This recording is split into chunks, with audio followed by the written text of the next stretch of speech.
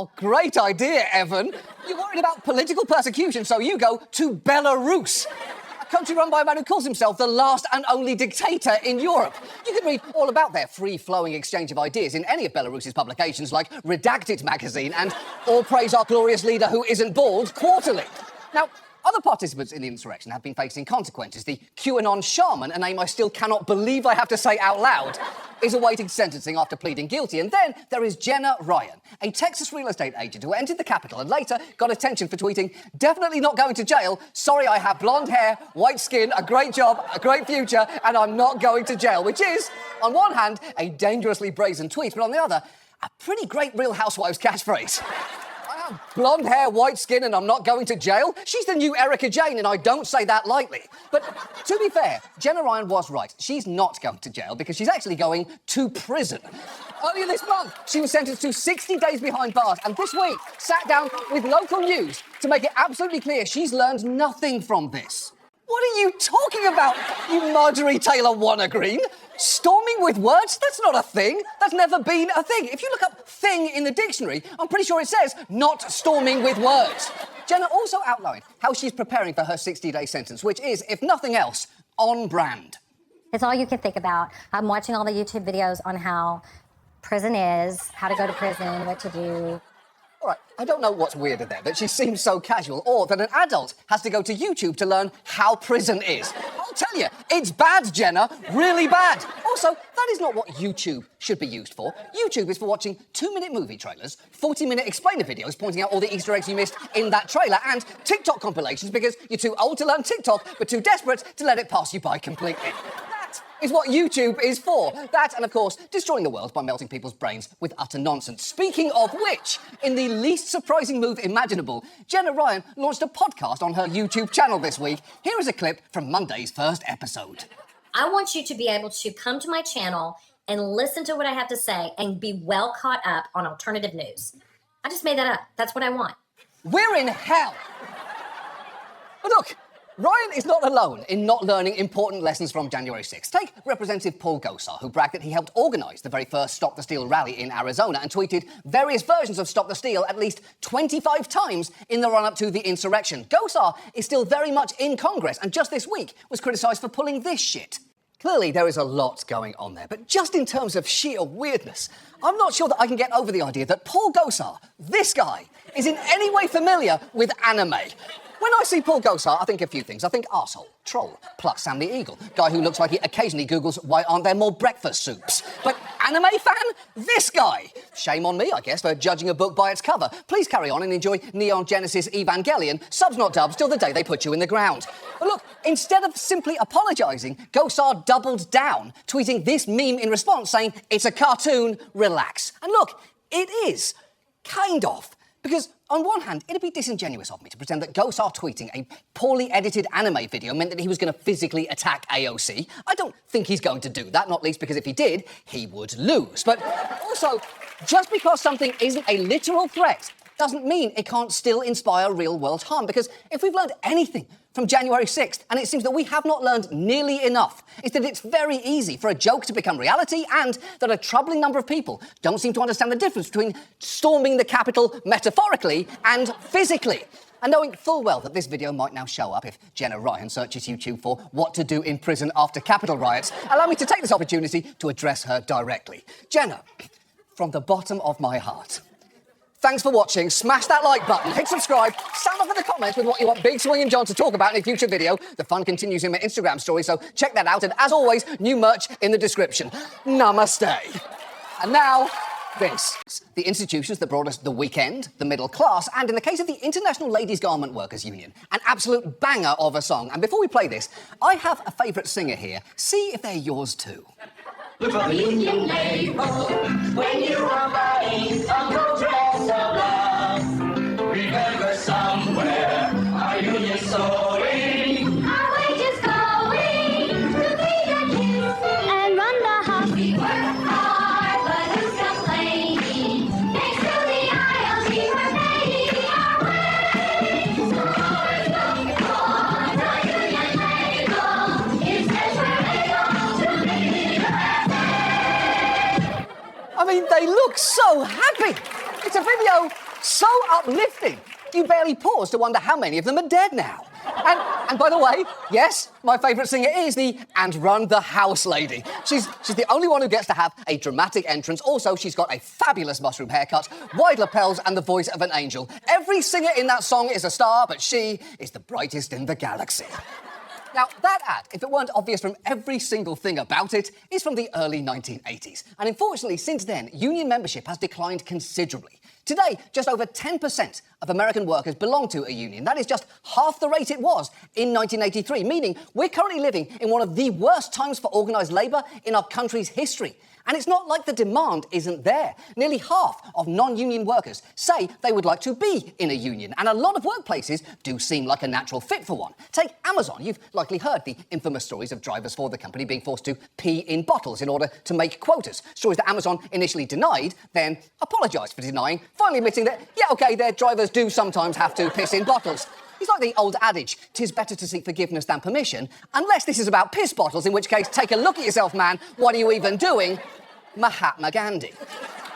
And yet, despite that and other reports of abysmal working conditions, earlier this year, an organising drive for Amazon warehouse workers in Bessemer, Alabama, was voted down by more than 2-1, which may seem like a clear-cut case of workers deciding for themselves to reject a union. But the truth is, it's a lot more complicated than that, because if you have never been through a union organising drive yourself, you might assume that a union vote is a completely free and fair election. That is an illusion fed by executives like Jeff Bezos, America's least inspiring astronaut, through statements like this.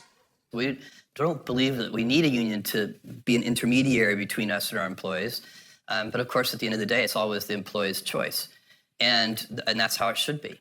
Yeah, I don't know about you, but I'm personally not comforted by hearing one of the richest men on earth say, it's your choice. No matter the context, all I can hear is spear or arrow, how would you prefer to be hunted? It's your choice.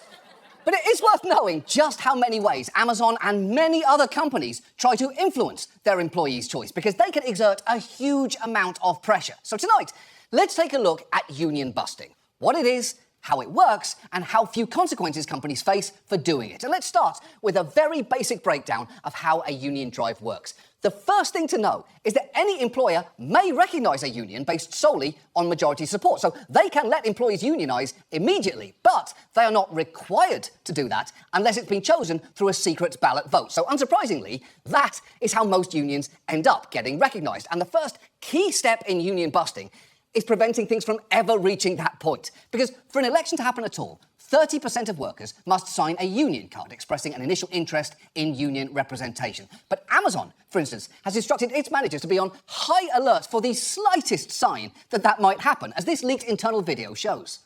If you see warning signs of potential organizing, notify your building HRM and GM site leader immediately. The most obvious signs would include use of words associated with unions or union-led movements like living wage or steward. Wow. I mean, set aside how completely mask-off it is to treat the phrase living wage like the first warning sign of a stroke. You would also think a nearly $2 trillion company like Amazon could spring for better animation than jib-jab. But if enough workers do sign cards, the election process is then underway. And in that process, companies have some pretty huge advantages because, obviously, when you're on their premises, they have unfettered access to you while also having the ability to keep union reps out. And many companies take full advantage of that access. Amazon, for instance, inundated workers with anti-union signs all over their workplace, even putting them inside bathroom stalls. They also used workers' contact info to send multiple anti-union text messages to them per day and held mandatory meetings that seemed designed to spread fear. They had somebody who was like the captain of the union busting, who would come down and teach like... What was the official title of the class? They just called it like union training. That's it. Which is funny because it's not union training. It's anti-union busting 101. Right. It's not union training if the explicit goal is to kill the union. It'd be like taking a dog training class from Cruella de Vil. Although, no, not the one that's a misunderstood bohemian or whatever. I'm talking about the real Cruella. Yeah, that one. The original dogicidal bad bitch. Now, These mandatory propaganda sessions are called captive audience meetings, and most Amazon workers at Bessemer were having to attend at least 2 per week, and that is not uncommon. Nearly 90% of employers facing union campaigns hold captive audience meetings. Right now, Starbucks is facing a union drive at 6 of its stores in Buffalo, and it has been doing everything that you've seen so far, sending anti-union text messages, putting up signs, and holding captive audience meetings. And it may be no coincidence that Amazon's and Starbucks' tactics are pretty similar, because both hired union-busting law firms and consultants to help them with their campaigns, which is not unusual. Union busting is a whole industry. There are now about 2,000 of these firms, some of which have euphemistic names like the Labour Relations Institute, and 75% of companies facing organising drives hire one, spending nearly $340 million on them per year. And these firms offer different levels of services for companies on a budget. Some offer mass-produced anti-union videos. You can even buy this one, featuring a cartoonishly overbearing union organiser shot against a green screen so that you can customise it based on your workplace. They even produce samples of what that could look like. Listen, just sign the card. Once a union gets in, you want to be on the good side. Listen, just sign the card. Once a union gets in, you want to be on the good side. Listen, just sign the card. Once a union gets in, you want to be on the good side. Well, I'll say this. At least they chose outfits that would fit in any workplace, because we all know employees in both corporate offices and warehouses dress like a college football coach whose wife just left him and an America's Next Top Model contestant before the makeover. Although the backdrops could clearly have been more creative there. You've got a green screen. The world is your oyster. Why not show evil unionisers mobilising on a roller coaster, or on a tropical getaway, or on the desert planet of Arrakis? If you're going to force employees to watch your bullshit, at least take them on a cosmic journey with Sandy Softboy Space Jesus. But whether it is coming directly from a company or through an outside firm, anti-union campaigns tend to follow a pretty basic playbook. And a go-to tactic is to highlight that unions collect dues. It's a point that Delta Airlines made when its employees were considering unionising, and they did it in a pretty dickish way.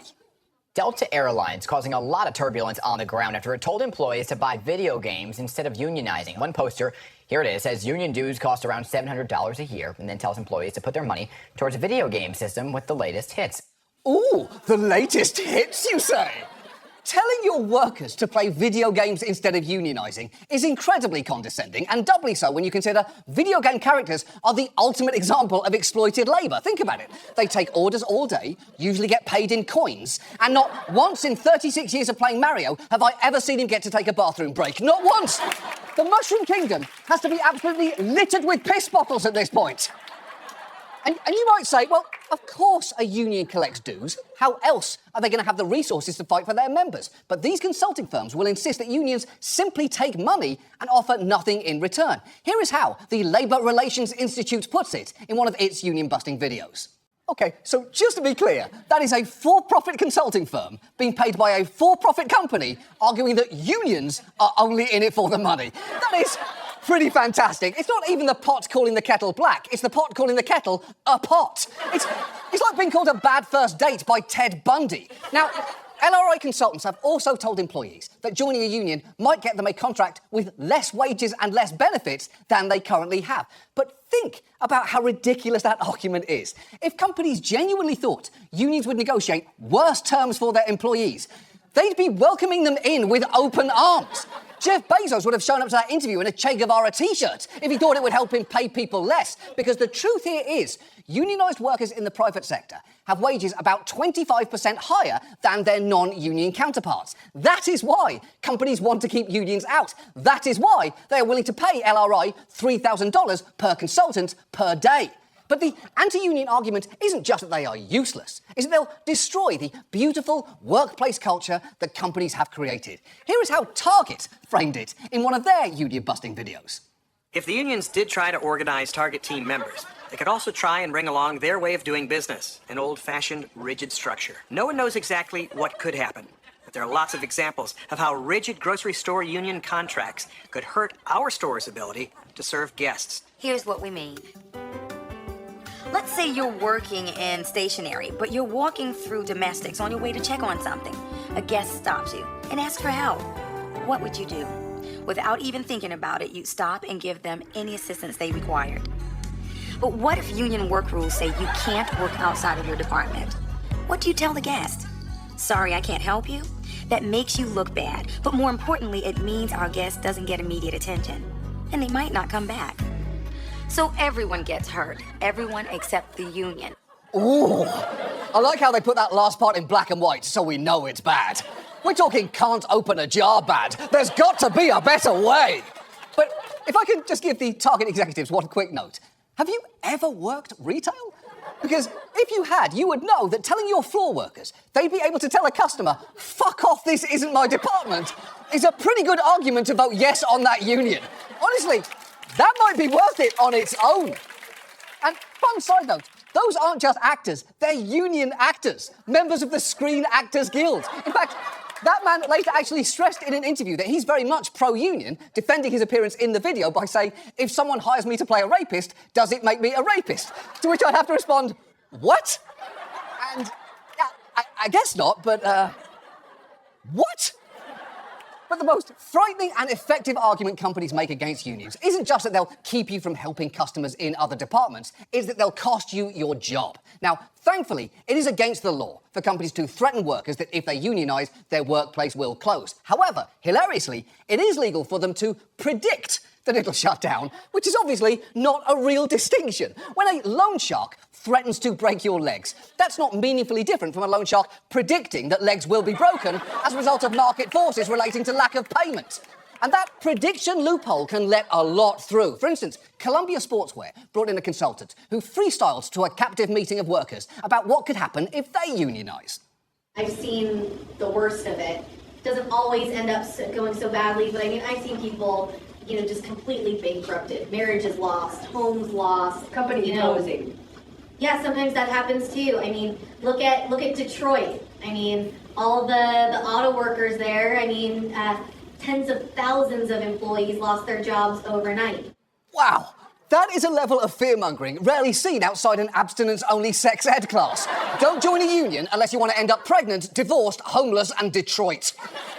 And it's not just Columbia Sportswear. When workers at a tyre company called Kumho tried to unionise a few years back, 12 different managers issued threats to close the plant if the union won, which is undeniably scary. And the thing is, it worked. Because even though 80% of Kumho workers had initially signed cards supporting unionisation, when the vote happened less than a month later, only 43% voted to organise. And that is the thing.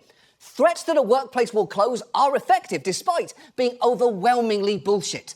One study found 51% of companies threatened to close plants if unions won, while just 1% actually closed operations after a union victory. It is the same story again and again and again, and it can be dispiriting for those who know just how much good a union could do for their co-workers. Listen to a woman who tried to organise her Nissan plant talk about how it felt watching her union drive fall apart.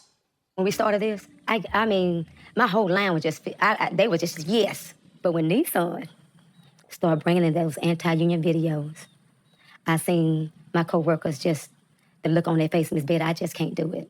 Yeah, and that is heartbreaking. And frustratingly, even on the rare occasion workers manage to overcome everything that you have seen tonight and win their election, the fight still might not be over. As a study found, in a quarter of all successful union elections, getting a contract can take 3 years or longer. And while companies are supposed to bargain in good faith, they can legally draw things out to a ridiculous degree. In 2009, some Texas employees at Dish Network voted to unionize. But over a decade later, they still have no contract. And think about how long ago 2009 was. Back then, the kids on Modern Family looked like actual children. And at that point, none of them were engaged to the bartender from the Bachelor franchise. In 2009, the question on everyone's lips was, is the guy from Degrassi really rapping now? Is he really doing that? And you really want me to transport you back to that time? I've got 2 words for you. Susan Boyle. Remember how her whole thing was, we didn't expect someone who looked normal could sing good? The point here is, 2009 was a long time ago, and that is how ridiculously long the employees of Dish Network have been waiting for a fair union contract. And that actually brings us to the final problem here, because far too often, the consequences for anti-union actions by companies are minimal to none. For instance, companies aren't supposed to retaliate against workers who unionise, but it happens all the time. Take Cynthia Harper, who worked at a factory that made windshields. After she spoke up in favour of a union, she had a pretty sudden and pretty suspicious change to her job. Ever since they started this job, it's been a two-man job. When they put me out there on it, they decided they wanted it to be a one-person job. When we talked to HR, I told them they were targeting me, put me on a job to set me up, to write me up for performance issues, and fire me.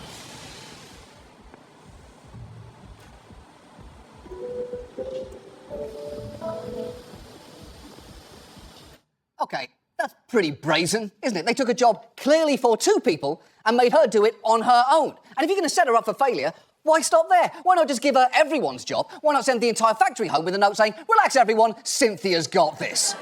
And the thing is, she was right. Soon after that, she was fired along with two other pro-union co-workers. But the consequences for a company doing that are just pathetic. A company that wrongfully terminates a worker for supporting a union might be forced to provide back pay, but that on its own is a pretty small price for them to pay if it helps them crush a union. And other punishments are even weaker, like the fact that, and this is true, a company can be ordered to post a notice on the bulletin board in which it admits that it violated the law, but also, and this is crucial, promises not to do it again.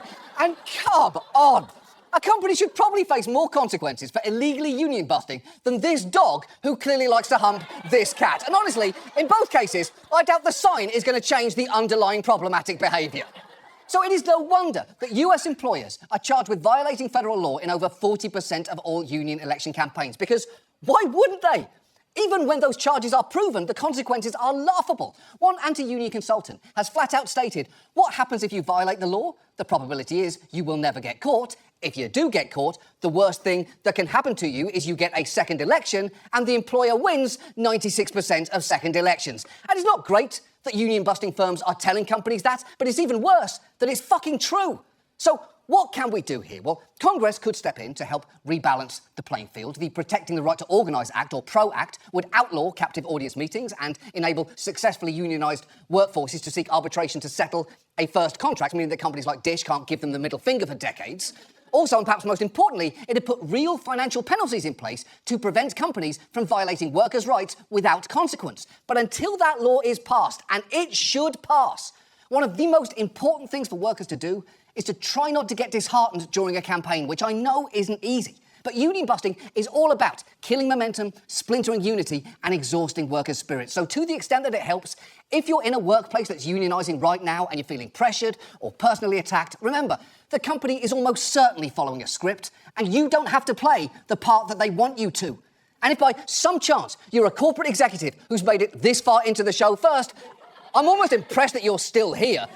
But second, please stop wasting money on these anti-union consulting firms. Instead, just use this video that we made for you. It's a lot cheaper, and it says exactly what you really mean.